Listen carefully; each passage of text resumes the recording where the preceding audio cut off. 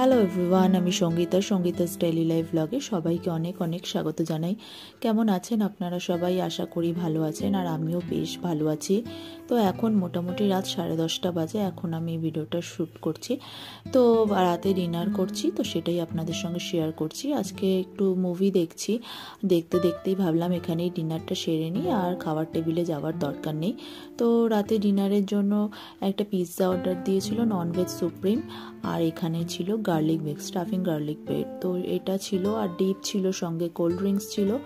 তো এটা অর্পণকে আর বাবিকে এখন সার্ভ করে দিচ্ছি। আমি বললাম আমি একটু পরে খাবো। বাবি কিন্তু সিনেমা দেখছে না, বাবি ওর খেলনা নিয়ে খেলছে, আমরা দুজনেই সিনেমাটা দেখছিলাম।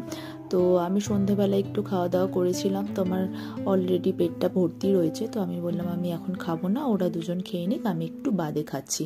তো সেটাই এখানে সার্ভ করে দিচ্ছি ওদেরকে। আর সিনেমাটাও বেশ ভালো হচ্ছে, আর বাইরেও কিন্তু বেশ ভালো ঠান্ডা, ঘরে অতটা বোঝা যাচ্ছে না।